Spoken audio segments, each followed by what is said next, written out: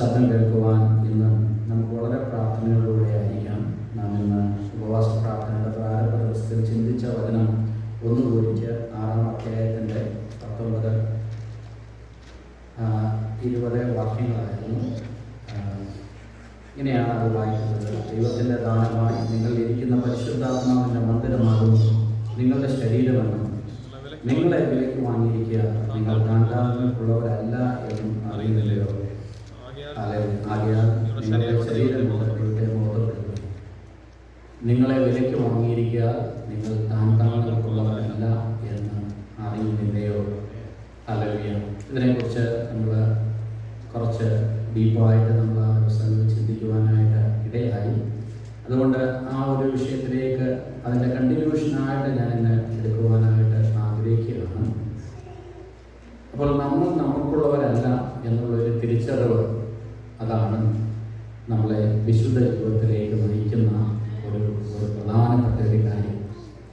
നമ്മുടെ ജീവിതത്തിലെ പാപം 1 Corinthians 5-ാം അധ്യായത്തിൻ്റെ 2 Corinthians 5:15 നാം വായിക്കുവാനായിട്ടിടയായി. നാം നമുക്ക് അല്ല, അവന് വേണ്ടി നാം ജീവിക്കുവാൻ വേണ്ടിയിട്ടാണ് ദൈവം നമ്മളെ വീണ്ടെടുത്തത്.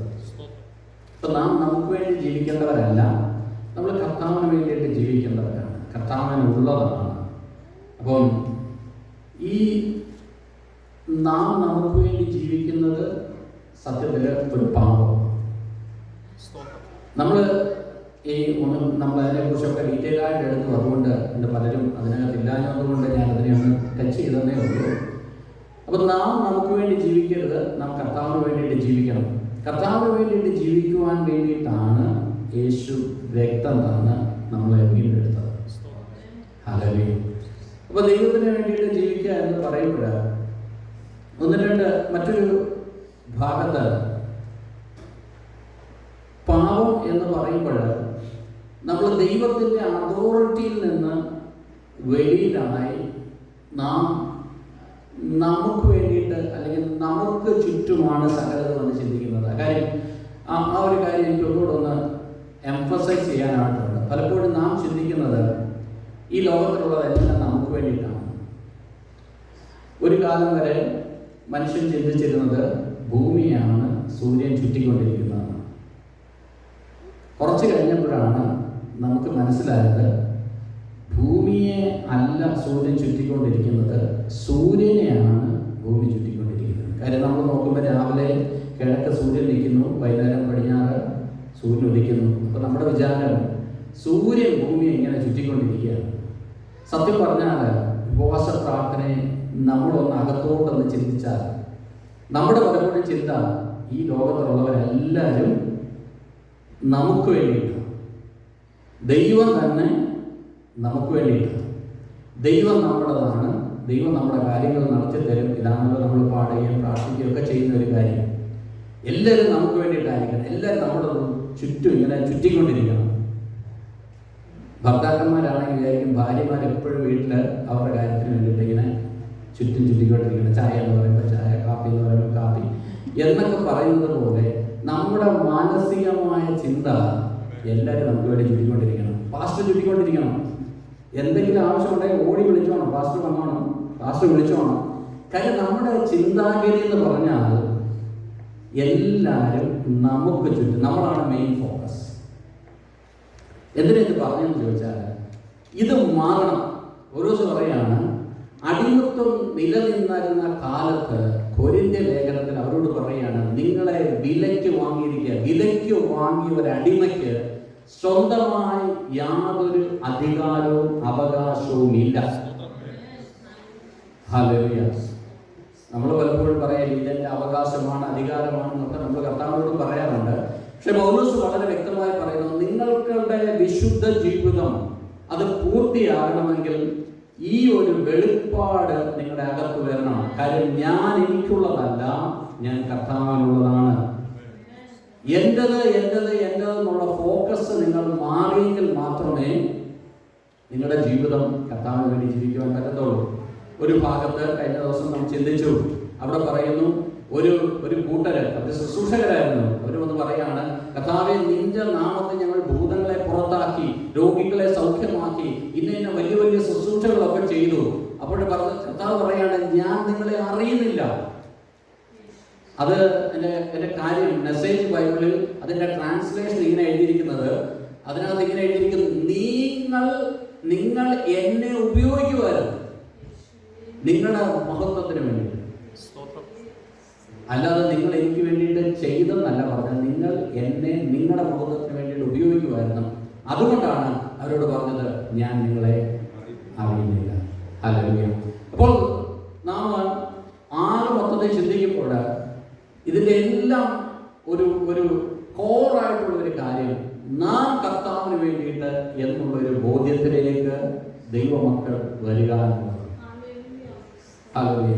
അടിമയ്ക്ക് അവകാശങ്ങളില്ല, അടിമയ്ക്ക് ക്ലെയിം ചെയ്യാനൊന്നുമില്ല, റൈറ്റ് ഇല്ല. ഇതൊക്കെ നമ്മൾ ദൈവസന്നിധിയിലേക്ക് ഒന്ന് അടിയറവ് പറഞ്ഞാൽ ദൈവത്തിന് നമ്മളെ ഉപയോഗിക്കുവാനായിട്ട്.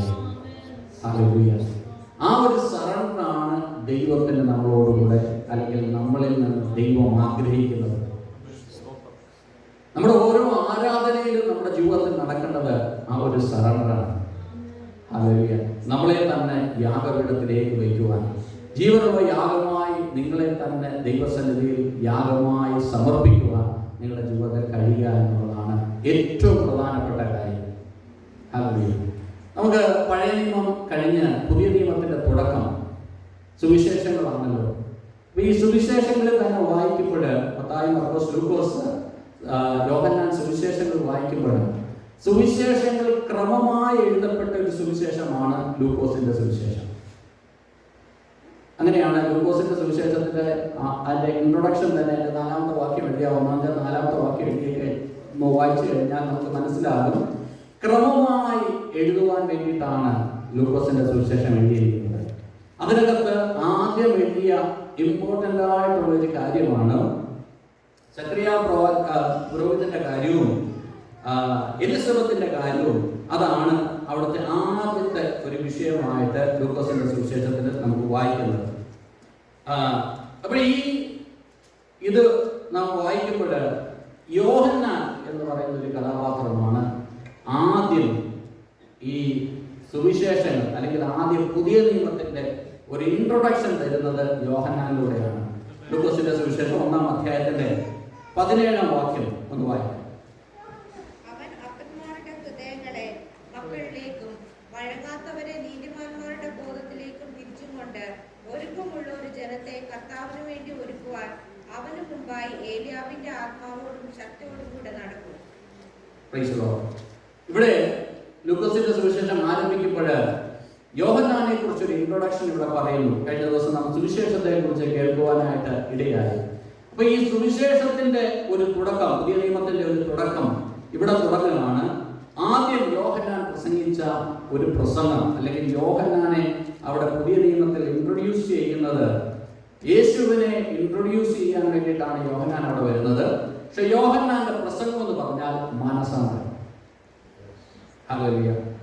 വിശ്വാസികളുടെ സമൂഹമേ എന്നൊക്കെ വിളിച്ചുകൊണ്ടാണല്ലോ യോഹന്നാന്റെ പ്രസംഗം തുടങ്ങുന്നത്. അങ്ങനെയല്ലല്ലോ, സർപ്പസന്തതികളെ എന്നൊക്കെ വിളിച്ച് നല്ല കട്ടയ്ക്ക് മാനസാന്തരത്തിന്റെ പ്രസംഗം പ്രസംഗിച്ച ഒരു വ്യക്തിയായിരുന്നു യോഹന്നാൻ. പക്ഷെ യോഹന്നാന്റെ ഒരു സുവിശേഷം കംപ്ലീറ്റ് അല്ലായിരുന്നു. യോഹന്നാന് അവിടെ പ്രസംഗിച്ചു തുടങ്ങി. അതായത് സുവിശേഷം 3-ാം അധ്യായത്തിന്റെ 2-ാം വാക്യത്തില് യോഹന്നാന്റെ മെസ്സേജ് എന്താണെന്ന് നമുക്ക് അവിടെ കാണാം.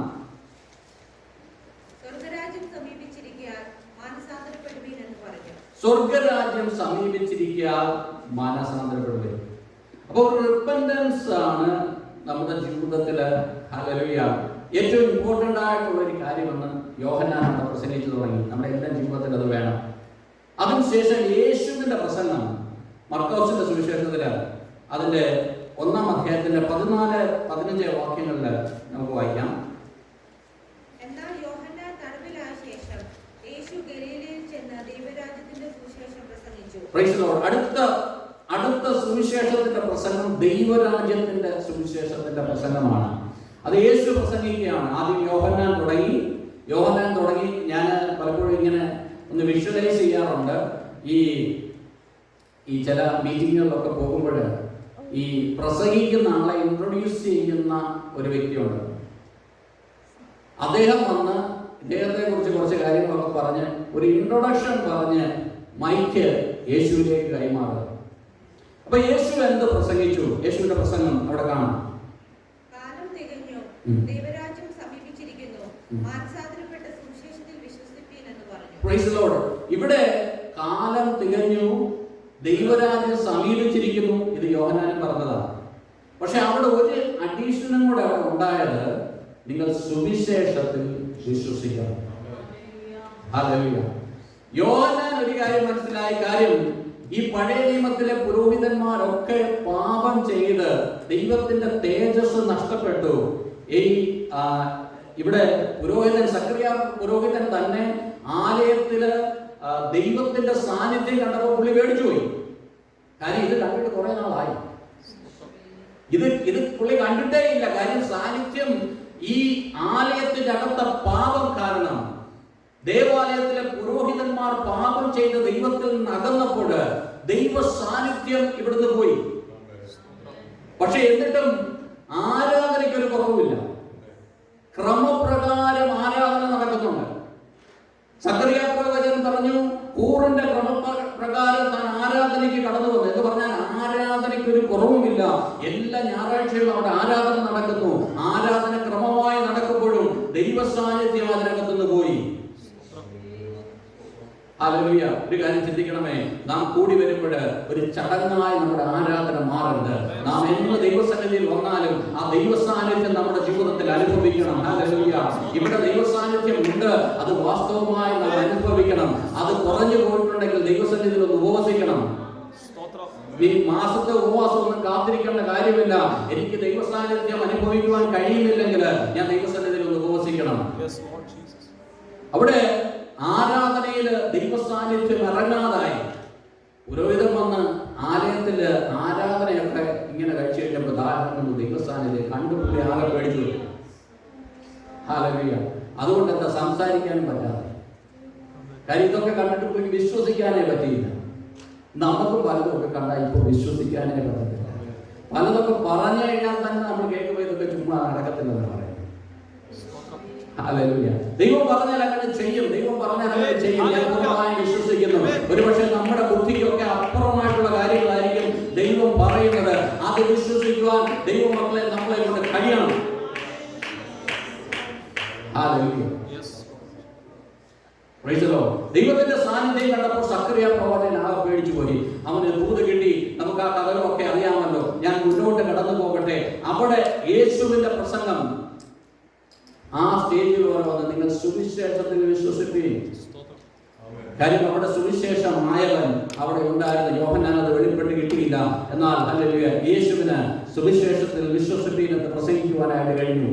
അതിനുശേഷം അപ്പോസ്തലന്മാരുടെ കാര്യം വരുമ്പോൾ അപ്പോസ്തല പ്രവൃത്തികൾ 2-ാം അധ്യായം 38-ാം വാക്യത്തില് പരിശുദ്ധാത്മാവിനെ പ്രാപിച്ചു കഴിഞ്ഞ അപ്പോസ്തലനായ പത്രോസ് അവിടെ ഒരു പ്രസംഗം പ്രസംഗിക്കുന്നുണ്ട്. അതൊന്ന് വായിക്കാം. അപ്പോസ്തല പ്രവൃത്തികൾ 2-ാം അധ്യായത്തിന്റെ 38-ാം വാക്യം. പത്രോസ് അവരോട്, നിങ്ങൾ മാനസാന്തരപ്പെട്ട് നിങ്ങളുടെ പാപങ്ങളുടെ മോചനത്തിനായി ഓരോരുത്തൻ യേശുക്രിസ്തുവിന്റെ നാമത്തിൽ സ്നാനമേൽപ്പീൻ, എന്നാൽ പരിശുദ്ധാത്മാവ് എന്ന ദാനം ലഭിക്കും. വാഗ്ദത്തം നിങ്ങൾക്കും നിങ്ങളുടെ മക്കൾക്കും നമ്മുടെ ദൈവമായ കർത്താവ് വിളിച്ചു വരുത്തുന്ന ദൂരസ്ഥന്മാരായ ഏവർക്കും ഉള്ളതല്ലോ എന്ന് പറഞ്ഞു. Praise the Lord. ഈ വാഗ്ദത്തം ഒരു സഭയുടെയും കുത്തകയല്ല. ഹല്ലേലൂയ. ദൈവവചനം വളരെ ക്ലിയർ ആണ്. നമ്മൾ പലയിടത്തും ഡിവിഷൻസ് ഒക്കെ ഉണ്ടാക്കി ഞങ്ങളതാണ് നിങ്ങളിതാണ് എന്നൊക്കെ പറഞ്ഞ് നമ്മൾ ആൾക്കാരെ തെറ്റിദ്ധരിക്കുക, ആൾക്കാരെ നമ്മൾ മിസ്ഗൈഡ് ചെയ്യുകയാണ്. ഇവിടെ പറഞ്ഞിരിക്കുന്നു, വാഗ്ദത്തം നിങ്ങൾക്കും നിങ്ങളുടെ മക്കൾക്കും ദൂരസ്ഥ ആയിരിക്കുന്ന ഓരോരുത്തർക്കും ഉള്ളതാണ്. ഈവൻ പരദേശികൾക്കും കൂടെ ഉള്ളതാണ്. ഹല്ലേലൂയ. ദൈവം പറയാണ്, നിങ്ങളുടെ മേൽ ഞാൻ എൻ്റെ ആത്മാവിനെ പകരും. അവിടെ മാനസാന്തരം പ്രസംഗിക്കുന്നുണ്ട്, പക്ഷെ മാനസാന്തരത്തിൽ അവിടെ നിൽക്കുന്നില്ല. സുവിശേഷം പ്രസംഗിക്കുന്നുണ്ട്, പക്ഷെ സുവിശേഷത്തിൽ നിൽക്കാതെ ഒരു കാര്യം കൂടെ പറയാണ്, നിങ്ങൾ മാനസാന്തരപ്പെടുന്നുണ്ടെങ്കിൽ നിങ്ങളുടെ അകത്ത് ഒരാത്മാവിന്റെ പകർച്ച ഉണ്ടാകും. എങ്ങനെ സംഭവിച്ചെന്ന് ചോദിച്ചു കഴിഞ്ഞാൽ, പത്രോസ് അവിടെ നിന്നപ്പോൾ ഒരു ആത്മ പകർച്ച തന്റെ മേൽ ഉണ്ടായി. അപ്പോൾ തനിക്കൊരു കാര്യം ഉറപ്പായി. അല്ലെങ്കിൽ ഞാൻ ഈ വീണു ഇണ്ണീറ്റും ഒക്കെ പോകുന്ന സാഹചര്യത്തിൽ നിന്ന് എന്നെ കരകയറ്റണമെങ്കിൽ ഒരാത്മ പകർച്ച എൻ്റെ മേൽ വേണം. ഹല്ലേലൂയ. അപ്പോസ്തലന്മാർ പ്രവർത്തിച്ച, ഞാൻ പറഞ്ഞു വന്നത് ആ സുവിശേഷത്തിന്റെ പ്രോഗ്രസ് ആയിട്ട് ദൈവവചനത്തിൽ പ്രസംഗിച്ചിരിക്കുന്ന കാര്യം. ഒന്ന് യോഹന്നാനിലൂടെ തുടങ്ങി, രണ്ടാമത് യേശു പ്രസംഗിച്ചു, മൂന്നാമത് അപ്പോസ്തലന്മാർ പ്രവർത്തിച്ചപ്പോൾ യേശു പോയി. അതിനുശേഷം ഒരാത്മാവിനെ വേണം. ഇന്നത്തെ സുവിശേഷം എന്ന് പറഞ്ഞാൽ മാനസാന്തരത്തിൽ നിൽക്കുന്നതല്ല, സുവിശേഷത്തിൽ വിശ്വസിക്കുന്നതല്ല, അതിനങ്ങേപ്പുറത്ത് ഒരാത്മാവ് നിങ്ങളുടെ അകത്ത് വേണം. എന്തിനാണ് ആത്മാവിനെ വേണ്ടത്? എന്തിനാണ് ആത്മാവ്? അത് വലിയ പ്രശ്നമാണ്. ഈ ആത്മാവ് എന്തിനാണ് വേണ്ടത്? പലരും വിചാരിക്കുന്നത് പെന്തക്കോസ്തുകാർക്ക് അന്യഭാഷ പറയാൻ വേണ്ടിയിട്ടാണ് ആത്മാവിനെ വേണ്ടത്. ആത്മാവിനെ എന്തിനു വേണമെന്ന് വെച്ചാൽ വളരെ സീരിയസ് ആയിട്ട് ദൈവവചനം നമ്മളെ പഠിപ്പിക്കുന്ന ഒരു കാര്യം, ദൈവമക്കളുടെ ജീവിതം പരാജയത്തിന്റെ ജീവിതമല്ല. ഹല്ലേലൂയ. ഏറ്റവും വലിയ പരാജയം എന്താണ്? പരാജയം എൻട്രൻസിന്റെ എക്സാമിന് പാസ്സാകാത്തതല്ല പരാജയം, അതിന് ജയിക്കുന്നതുമല്ല വിജയം. വിജയം എന്ന് പറഞ്ഞാൽ പാപത്തിന്റെ മേലുള്ള ജയം. ഹല്ലേലൂയ. പാപത്തിന്റെ മേൽ നിനക്ക് ജയിക്കണമെങ്കിൽ നിന്റെ മേൽ ഒരു ആത്മാവിനെ വേണം. കാര്യം നിന്നെ കൊണ്ട് പരിപാടി നടക്കത്തില്ല. ഇതിനുള്ള ഒരു സമയമാണ് പഴയ നിയമകാലം ദൈവം അനുവദിച്ചു കൊടുത്തിരുന്നത്. ആദാമും ഹവ്വായും പാപം ചെയ്തു. ഏതെങ്കിലും തൊട്ട് നമുക്ക് ഇങ്ങോട്ട് വായിച്ചു നോക്കിയാൽ കുറച്ച് കഴിഞ്ഞപ്പോൾ ആൾക്കാർ പറഞ്ഞു, ഒരു അബദ്ധം ആർക്കും പറ്റും.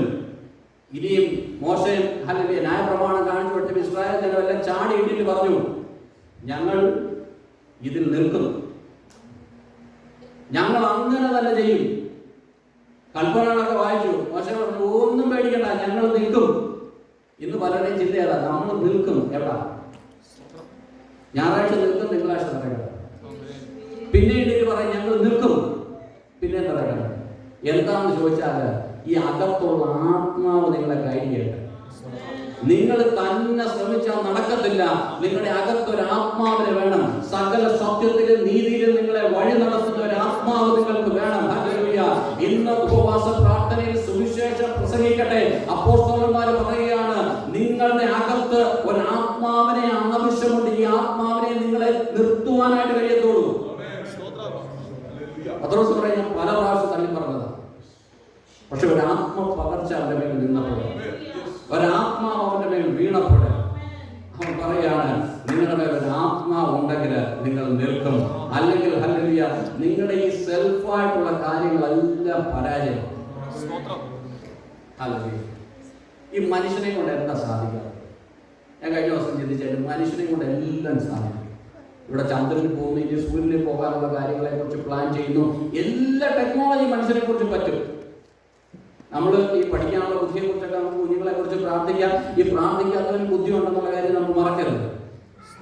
ഹല്ലേലൂയ. ഈ സയന്റിസ്റ്റുമാരൊക്കെ അവര് വലിയ വലിയ കാര്യങ്ങളൊക്കെ ചെയ്യുന്നു. അവരുടെ ബുദ്ധിയൊക്കെ, അവരുടെ തോട്ട്സ് അല്ലെങ്കിൽ അവരെ കൊണ്ട് സാധിക്കാത്ത കാര്യമൊന്നുമില്ല. പക്ഷെ സാധിക്കാത്ത ഒരു കാര്യമുണ്ട്. എന്താണ് പറയാം? പാപത്തെ ചെയ്യും.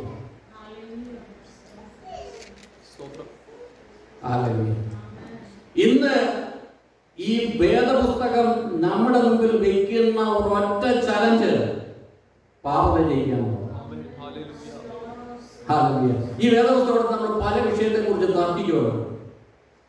ഒരൊറ്റ വിഷയത്തെ കുറിച്ച് സംസാരിച്ചാൽ മതി, പാപത്തിന്റെ മേൽ നിനക്ക് ജയമുണ്ടോ? വേറെ എല്ലാം ചുമ്മാ അവിടെ വർത്താനം. യേശുക്രിസ്തു എന്തിനാ മരിച്ചത്? നിന്നെ പാപത്തിൽ നിന്ന് മോചിക്കാൻ മാത്രമല്ല, പാപത്തിന്റെ മേൽ നിനക്ക് ജയം തരാനാണ്. ഈ ചലഞ്ച് നിങ്ങളുടെ എല്ലാം മുമ്പിൽ ഒരുപോലെ നിൽക്കുന്ന ഒരു കാര്യമാണ്. പലരുടെയും ജീവിതത്തിൽ യേശു മരിച്ചു. അവരുടെ ജീവിതത്തിൽ യേശു അവരെ ക്ഷമിച്ച, അല്ലെങ്കിൽ അവരുടെ പാപത്തെ ക്ഷമിച്ച ഒരു രക്ഷകനാണ്, അല്ലെങ്കിൽ പാപത്തെ ക്ഷമിച്ച ദയാലുവായ ഒരു വ്യക്തിയാണ്. പക്ഷെ യേശുവിനെ കുറിച്ച് പറയുന്നത്, യേശു പാപത്തെ ക്ഷമിക്കുക മാത്രമല്ല ചെയ്തത്, സകലത്തിന്റെ മേലുള്ള അധികാരം നിങ്ങൾക്ക് കൈമാറുകയും കൂടെ ചെയ്തു. ദൈവസഭയ്ക്ക് പാപത്തിന്റെ മേലൊരു അതോറിറ്റി ഉണ്ട്. ഇതാണ് ദൈവമക്കളെ ഏറ്റവും കോറായിട്ടുള്ള ഒരു കാര്യം. പാപത്തെ ജയിക്കുക എന്നുള്ളതാണ്. വേറെ എല്ലാം നമുക്ക് സൈഡായിട്ട് ഡിസ്കസ് ചെയ്യാം. ഓരോരുത്തരും ഓരോന്നൊക്കെ വയ്ക്കട്ടെ. ശനിയാഴ്ച ആരാധിക്കുന്നത് ശനിയാഴ്ച ആരാധിക്കട്ടെ, ഞായറാഴ്ച ആരാധിക്കുന്നത് ഞായറാഴ്ച ആരാധിക്കട്ടെ. ഇതൊന്നും അല്ല പ്രധാനം. മിഡിൽ ഈസ്റ്റ് വെള്ളിയാഴ്ച ആരാധിക്കുന്നവരുണ്ട്. അതൊന്നും അല്ല പോയിന്റ്. പോയിന്റ് എന്ന് പറഞ്ഞാൽ പാപത്തിന്റെ മേൽ നിനക്ക് ജയമാണ്. ഹല്ലേലൂയ. അങ്ങനെ ജയാളിയായി നടത്തുവാന്നാണ് ദൈവത്തിന്റെ വചനം പറയുന്നത്. നമുക്ക് ജയാളിയായിട്ട് നടത്തുമെന്നൊക്കെ പറയുമ്പോൾ നമ്മുടെ അകത്ത് ചിന്ത വരുന്നത് അടുത്ത് വരാനിരിക്കുന്ന ഇന്റർവ്യൂവിന്റെ കാര്യവും എഴുതാൻ പോകുന്ന എക്സാമിന്റെ കാര്യവും ഒക്കെയാണ്. പക്ഷേ ഏറ്റവും വലിയ ജയം പാപത്തിന് മേലുള്ള ജയം. അത് നിങ്ങളുടെ എല്ലാം ജീവിതത്തിൽ ഒരുപോലെ ആപ്ലിക്കബിൾ ആണ്. അതുകൊണ്ട് തന്നെയാണ് ഞാൻ പറഞ്ഞത്, ഒരാത്മാവില്ലാത്തവന് പാപത്തെ ജയിക്കുവാൻ കഴിയത്തില്ല. അത് നന്നായിട്ട് അറിയാവുന്നത് കൊണ്ടാണ് ദൈവം ഒരാത്മാവിനെ നമ്മുടെ അകത്ത് തന്നിരിക്കുന്നത്. കൊരിന്ത്യർ ലേഖനത്തിൽ പൗലോസ് അതുകൊണ്ടാണ് പറഞ്ഞിരിക്കുന്നത്, നിങ്ങളുടെ ശരീരം ദൈവത്തിന്റെ മന്ദിരമാണ്. അതിനകത്ത് എന്താണ് അവനാക്കിയിരിക്കുന്നത്? ദൈവത്തിന്റെ ആത്മാവിനെ അതിൽ വസിക്കേണ്ടതിന് വേണ്ടിയിട്ട് അതിനെ ആക്കിയിരിക്കുന്നത്.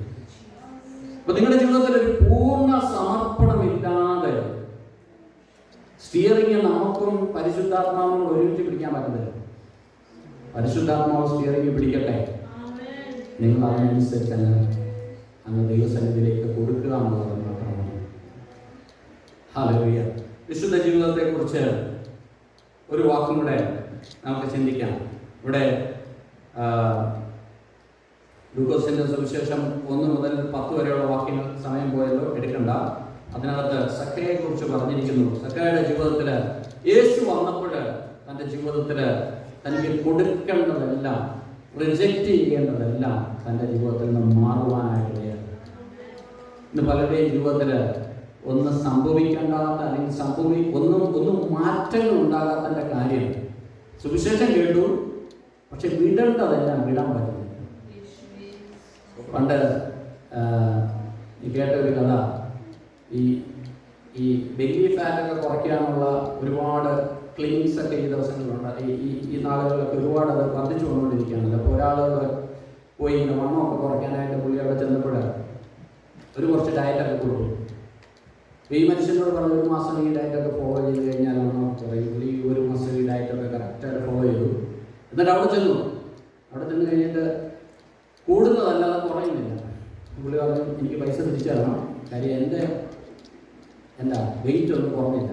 പുള്ളി വെച്ച് ഡയറ്റൊക്കെ ഫോളോ ചെയ്യുന്നുണ്ട്. അതങ്ങനെ ഇങ്ങനെ രാവിലെ ഇങ്ങനെ ഈ പറഞ്ഞ സംഭവങ്ങളൊക്കെ കൂടി കഴിക്കുന്നുണ്ട്. ഈ ഫ്രൂട്ട്സ് ഇന്ന പറഞ്ഞാൽ എത്ര ആണെന്ന് പറഞ്ഞാൽ അതുപോലൊക്കെ കഴിക്കുന്നുണ്ട്. പക്ഷെ ഒറ്റ പ്രശ്നമേ ഉള്ളൂ, പുള്ളി സ്ഥിരമായിട്ട് എടുക്കുന്ന ഈ ഡയറ്റിൻ്റെ മേളിലായിരുന്നു കഴിച്ചുകൊണ്ടിരുന്നത്. നമ്മുടെ ഈ മാനസാന്തരത്തിന്റെ കാര്യം പറഞ്ഞത് അതുപോലെ സുവിശേഷമൊക്കെ കേൾക്കുന്നുണ്ട്, മീറ്റിങ്ങിനൊക്കെ വരുന്നുണ്ട്, പക്ഷെ ഈ സ്ഥിരമായിട്ടുള്ള കാര്യങ്ങളൊക്കെ അതുപോലെ നടക്കുന്നുണ്ട്. അതുകൊണ്ട് ഒരു റിയലായിട്ടുള്ള ഒരു മാനസാന്തരം വിടേണ്ടതിനെ വിടണം. ഹല്ലേലൂയ. ഒരു പക്ഷേ ഒരു ഓൾഡ് പെന്തക്കോസ്റ്റൽ പ്രസംഗമാണൊക്കെ ചിലപ്പോൾ നമുക്ക് തോന്നിയേക്കാം. പക്ഷെ അതൊരു യാഥാർത്ഥ്യമാണല്ലോ. വിടേണ്ടതിനെ വിടണമല്ലോ. ദൈവം നമ്മുടെ അകത്ത് വരുമ്പോൾ, പരിശുദ്ധാത്മാവ് നമ്മുടെ അകത്ത് വരുമ്പോൾ, ഈ വിടേണ്ടതിനെ വിടണമെങ്കിൽ എന്ത് ചെയ്യണം? പരിശുദ്ധാത്മാവിനെ ഡിപ്പെൻഡ് ചെയ്തേ പറ്റത്തുള്ളൂ. കാര്യം നമ്മൾ സ്നേഹിച്ചിരുന്ന പലതിനെയും വിടണമെങ്കിൽ പരിശുദ്ധാത്മാവിന്റെ സഹായം ഉണ്ടെങ്കിലേ പറ്റത്തുള്ളൂ. നമ്മുടെ വിൽ പവർ കൊണ്ട് നടക്കത്തില്ല. അതുകൊണ്ട് തന്നെ നമുക്ക് പരിശുദ്ധാത്മാവ് നമ്മുടെ അകത്ത് വേണം. ഹല്ലേലൂയ. ഓടി മുന്നോട്ട് പോകാം. ആഹാബ് എന്ന് പറയുന്ന ഒരു രാജാവിനെ കുറിച്ച് 1 രാജാക്കന്മാരുടെ പുസ്തകം 21-ാം അധ്യായത്തിന്റെ 25-ാം വാക്യത്തിൽ വായിക്കെടുക്കണ്ട. ആഹാബിനെ കുറിച്ച് ഇങ്ങനെ എഴുതിയിരിക്കുന്നത്, Ahab sold out himself for sin. Ahab തന്നെ ദൈവത്തിന് അനിഷ്ടമായത് ചെയ്യുവാനായി വിറ്റ് കളഞ്ഞ രാജാവാണ്. ഹല്ലേലൂയ. അങ്ങനെ സംഭവിക്കുമല്ലോ. ഇന്ന് പലരുടെയും, അല്ലെങ്കിൽ നമ്മൾ ഇന്ന് കാണുന്ന വെളിയിലുള്ള ലോകപ്രകാരമുള്ള പല കാര്യങ്ങളും കാണുമ്പോൾ എനിക്ക് പലപ്പോഴും തോന്നാറുള്ളത്, ദൈവത്തെ എങ്ങനെ കോപിപ്പിക്കാം, ദൈവത്തിന് എങ്ങനെ അനിഷ്ടമായത് ചെയ്യാം, അതിന് ഒരു റിസർച്ച് നടത്തി ചെയ്തുകൊണ്ടിരിക്കുന്നത് പോലെയാണ് പ്രത്യേകിച്ചും ഈ രാജ്യങ്ങളിലെ പല കാര്യങ്ങളും, പല വ്യവസ്ഥകളും, ഇവിടുത്തെ പാറ്റേൺസൊക്കെ. ദൈവം നമ്മളെ വിളിച്ചത് അതിനു വേണ്ടിയിട്ടല്ല. ദൈവത്തിന് വേണ്ടിയിട്ട് വിറ്റ് കളയുവാൻ വേണ്ടിയിട്ട്. ഇന്ന് ആ ലെവലുള്ള ഒരു കമ്മിറ്റ്മെൻ്റാണ് ദൈവം നമ്മളെക്കുറിച്ച് ആഗ്രഹിക്കുന്നത്. സുവിശേഷം എന്തിനു വേണ്ടിയിട്ടാണ്? ഈ അപ്പത്തിൽ നിന്ന് പാനപാത്രത്തിൽ നിന്ന് നമ്മളിപ്പോൾ ഭക്ഷിപ്പാനും കുടിക്കാനും ഒക്കെ പോകുമ്പോൾ ഇത് കർത്താവിൻ്റെ കഷ്ടപ്പാടുകളെ മാത്രമല്ല കാണിക്കുന്നത്, കർത്താവ് നമ്മുടെ പാപങ്ങളെ ക്ഷമിച്ചു എന്നുള്ളത് മാത്രമല്ല കാണിക്കുന്നത്, അതിലുപരിയാണ് ഈ പാപങ്ങളുടെ മേൽ നിങ്ങൾക്കൊരു ജയമുണ്ടെന്നും കൂടെയാണ് ഡിക്ലെയർ ചെയ്യുന്നത്. കാൽവരി ക്രൂശിൽ അതാണ് സംഭവിക്കുന്നത്. കാൽവരി ക്രൂശിനെ ഒരിക്കലും കുറച്ച് കാണരുത്. ആ ക്രൂശിന്റെ വചനമാണ് നമ്മുടെ ശക്തി. ഹല്ലേലൂയ. അത് ഭയങ്കര ശക്തിയാണ്. കാര്യം എന്താ അതിന്റെ ശക്തി എന്ന് പറഞ്ഞാൽ പാപത്തിന്റെ മേൽ ജയിച്ച ശക്തി, പിശാചിനെ ആയുധവർഗം വെപ്പിച്ച ആ ശക്തി. ഹല്ലേലൂയ. അതാണ് പൗലോസ് ഗലാത്യരോട് പറയുന്നത്. ആ ക്രൂശ് നിങ്ങളുടെ മുമ്പിൽ വരച്ച് കാണിച്ചിരിക്കെ നിങ്ങളെ ശുദ്ധം ചെയ്ത് മയക്കിയത് ആര്? കാര്യം ആ ക്രൂശിന്റെ ആ ഒരു ഫുൾനെസ് നമ്മുടെ ജീവിതത്തിൽ വെളിപ്പെടുന്നില്ല. പാപത്തിന് മേൽ ജയമുള്ളപ്പോഴാണ്, അല്ലെങ്കിൽ പാപത്തിന് മേൽ ജയിക്കാൻ കഴിയുന്നതാണ് ഈ ക്രൂശ് എന്നുള്ള കാര്യം നാം മറന്നു പോകരുത്. ഹല്ലേലൂയ. ഞാൻ ഒരു ഭാഗം വായിക്കാം. First Timothy chapter 3:16. അവിടെ ഒരു വലിയ മർമ്മമായി പൗലോസ് തിമോത്തിക്ക് എഴുതുകയാണ്. ഈ ഒരു വലിയ മർമ്മം അതെന്താണെന്ന് ചോദിച്ചാൽ, വിശുദ്ധ ജീവിതത്തിൽ എങ്ങനെയാണ് നാം നിൽക്കുവാനായിട്ട് കഴിയുന്നത് എന്നുള്ള വലിയൊരു മർമ്മം.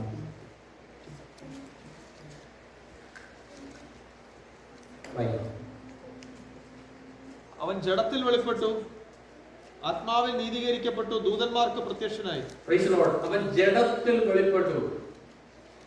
ഒരു വലിയ ഒരു സത്യമാണ്. നമ്മുടെ കർത്താവ് അവൻ ഈ ഭൂമിയിലായിരുന്ന സമയത്ത് ടെംപ്റ്റേഷൻസ് വന്നപ്പോൾ അവൻ പൂർണ്ണ മനുഷ്യനല്ല, പൂർണ്ണ ദൈവമല്ലായിരുന്നു, അവൻ പൂർണ്ണ മനുഷ്യനായിരുന്നു.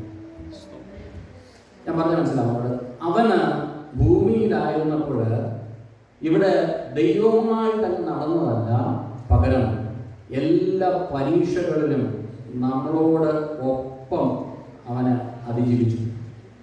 ഒരു പിള്ളേരുടെയൊക്കെ ഒരു എക്സാമ്പിൾ പറഞ്ഞാൽ, നിങ്ങളുടെയൊക്കെ ഏജിൽ യേശു കൂടെ ഉണ്ടായിരുന്നു. നിങ്ങളൊക്കെ എത്ര വയസ്സാണ്? 12, 13, 14, 17 എത്രയായിക്കോട്ടെ, വടവർ. നിങ്ങളുടെ എല്ലാ ഏജിൽ യേശു ഈ ലോകത്ത് അതേ പ്രായത്തിൽ അതേ ടെംപ്റ്റേഷനിലൂടെ കടന്നുപോയി. എന്നാൽ അവൻ പാപം ചെയ്തില്ല. അവൻ പാപം ചെയ്യാതിരുന്നത് മറ്റൊന്നുമല്ല, അവൻ പരിശുദ്ധാത്മാവിൽ വിശുദ്ധീകരിക്കപ്പെട്ടു, പരിശുദ്ധാത്മാവിനെ ലീൻ ചെയ്തു. ഹല്ലേലൂയ. യൗവനക്കാരോട് എനിക്ക് പറയാനുള്ളത്, നിങ്ങളുടെ ഈ ജീവിതത്തിൽ നിങ്ങൾക്ക് പാപത്തിൻ്റെ ടെംപ്റ്റേഷൻസ് ഉണ്ടാകാം. അങ്ങനെയുള്ള സമയത്ത് ദൈവം നിങ്ങളെക്കുറിച്ച് ആഗ്രഹിക്കുന്നത്, നിങ്ങൾ നിങ്ങളുടെ ബലത്തിൽ ഊന്നാതെ പരിശുദ്ധാത്മാവിനെ ആശ്രയിച്ചാൽ ദൈവം വിജയ ജീവിതത്തിലേക്ക് നയിക്കുവാനാണ്. ഹല്ലേലൂയ. കർത്താവ് നമ്മളെക്കുറിച്ച് ആഗ്രഹിക്കുന്ന വലിയൊരു കാര്യം ജയോത്സവമായിട്ട് നടക്കാനുള്ളതാണല്ലോ. ഹല്ലേലൂയ. അതിനു വേണ്ടിയിട്ട് ഒറ്റ കാര്യമാണ്, നാം നമ്മുടെ ബലത്തിൽ ആശ്രയിക്കാതെ കർത്താവിന് വേണ്ടിയിട്ട് വിറ്റ് കളയപ്പെട്ടാൽ ദൈവത്തിന് നമ്മളെ കൊണ്ട് സാധ്യമാണ്. ഈ മൊറേവിയൻ മിഷൻ മൂവ്മെൻറ്റ്സ്, അതിനെക്കുറിച്ച് ഒരു വാക്കോടെ പറഞ്ഞ് ഞാൻ പ്രാർത്ഥിക്കാൻ ആഗ്രഹിക്കുകയാണ്. ഈ മൊറേവിയൻ മിഷൻ മൂവ്മെൻറ്റ്സ് 15-ാം നൂറ്റാണ്ടിൽ, ഈവൻ നമ്മൾ ഈ പറയുന്ന പോലെ പെന്തക്കോസ്റ്റൽ മൂവ്മെൻറ്റ്സ് ഒക്കെ ഉണ്ടാകുന്നതിന് മുമ്പോട്ടുണ്ടായ ഒരു മൊറേവിയൻ മൂവ്മെൻറ്റ്സ് ആണ്. 15-16 നൂറ്റാണ്ടുകളിൽ ഒരുപക്ഷെ അവരുടെ ചർച്ചായിട്ട് അവർ സ്ഥാപിച്ചായിരുന്നെങ്കിൽ ഇന്ന് ലോകത്തിലെ ഏറ്റവും വലിയ ചർച്ച മൊറേവിയൻ ചർച്ച ആയിരിക്കും. അന്ന് മൊറേവിയൻ മൂവ്മെൻറ്റ്സിൻ്റെ അവരുടെ പ്രധാനപ്പെട്ട ഒരു കാര്യം കർത്താവിന് വേണ്ടിയിട്ട് ആത്മാക്കളെ നേടുക എന്നുള്ളതായിരുന്നു. ഈ മൊറേവിയൻ മിഷണറിമാർ, ഒരു 200 മിഷണറിമാർ ഒരു ചർച്ചിൽ നിന്ന് അവർ ഒരു സ്ലേവറി സിസ്റ്റം നിലനിന്ന ആ കാലത്ത് അവരെ തന്നെ സ്ലേവ്സ് ആയിട്ട് വിറ്റ് കളഞ്ഞു. എന്തിനായിരുന്നെന്ന് ചോദിച്ചാൽ, സ്ലേവ്സിൻ്റെ അടുക്കൽ പോയി സുവിശേഷം അറിയിക്കുക. ഞാൻ പറഞ്ഞത് ഒന്ന് മനസ്സിലായത്? നമ്മുടെ ഒന്ന് ആലോചിച്ച് നോക്കി, നമുക്ക് കിട്ടിയ എല്ലാ പ്രിവിലേജസും നമ്മൾ എന്തുമാത്രം നന്ദി പറഞ്ഞാൽ പറ്റും. കർത്താവിന് വേണ്ടിയിട്ട് വിറ്റ് കളയുക എന്ന് പറഞ്ഞപ്പോൾ അവരുടെ ജീവിതത്തിൽ ചെയ്തൊരു കാര്യം, അടിമകളായി തങ്ങളെ തന്നെ വിറ്റ് കളഞ്ഞ് അടിമകളോടുകൂടെ പോയി താമസിച്ച് അവരോട് സുവിശേഷം പറഞ്ഞ് അവിടെ വലിയൊരു ചർച്ച ഉണ്ടായി, വലിയൊരു മൂവ്മെന്റ്സ് ഉണ്ടാകുവാനായിട്ടിടയായി. ഹല്ലേലൂയ. കർത്താവിന് വേണ്ടിയിട്ട് വിറ്റ് കളഞ്ഞ് അനേകർ ഉള്ളത് കൊണ്ടാണ് ദൈവമക്കളെ ഇന്ന് നമ്മൾ സുവിശേഷം കേട്ട് ഇന്ന് സുവിശേഷത്തിന്റെ ബെനിഫിറ്റ്സുകളൊക്കെ നാം അനുഭവിച്ച് അനുഗ്രഹത്തോടുകൂടെ നാം ഇരിക്കുന്നതിന്റെ ഒരു കാര്യം കർത്താവിന് വേണ്ടിയിട്ട് വിറ്റ് കളയുവാൻ റെഡിയായവരാണ്. ഹല്ലേലൂയ.